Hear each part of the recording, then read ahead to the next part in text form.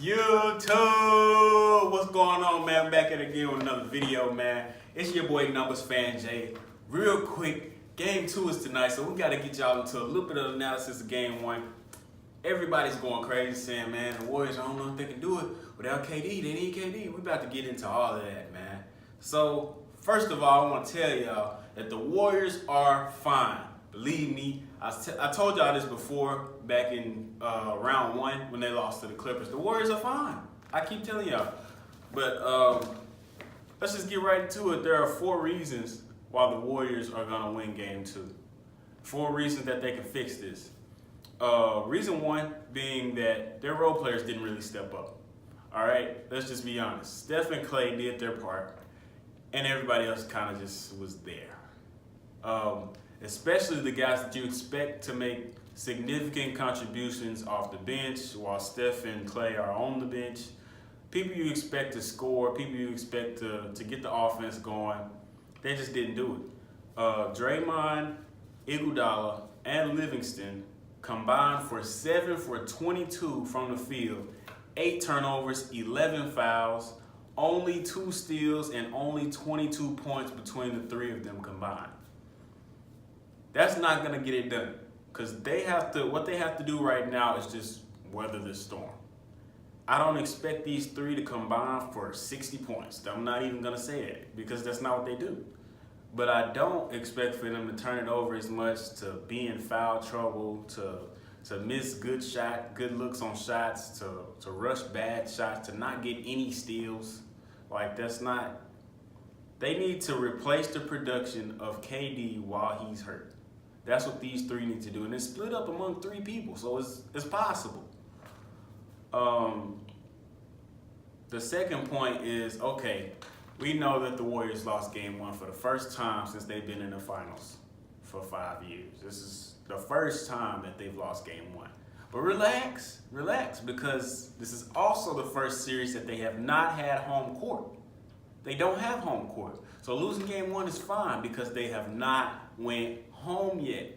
The Raptors have not seen these boys in Oracle, man. They haven't went to Oracle. They haven't been to Cali. They haven't been there yet. So, but I also want to remind y'all, the Raptors are 4-4 on the road. They're not a good road team in the playoffs. They lost 2 out of 3 in Philly and Milwaukee. So what do you think is going to happen when they go to Oracle? I mean, come on. It's going to be on and popping, man. I'm telling y'all. Third reason here, this was their first loss without KD. Let me repeat that. This postseason, this was their first loss without KD. They were 5-0. If you watched my last video, you know that. 5-0 this postseason without KD. So if it takes them 5 games to lose without him, they don't have 5 games to spare. The Raptors don't have 5 games to spare. So if it took them being 5-0 until they lost without KD, I'm not worried about anything. I'm sticking with the Warriors in 6, man. All right, 4th reason, they had 16 turnovers. Not only did they have 16 turnovers, because they've had a couple games this playoffs where they've had like 15, 13, sort of high number of turnovers. But the Raptors scored 12 field goals out of 15 in transition.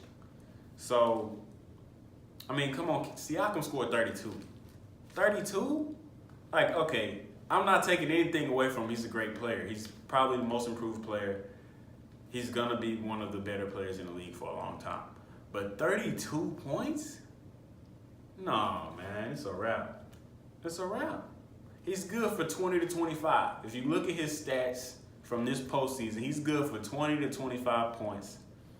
And he's not really a consistent second scorer for the Raptors behind Kawhi.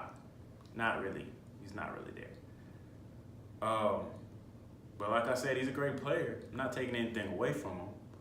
He can do it, but he's not there yet. He's not at that point.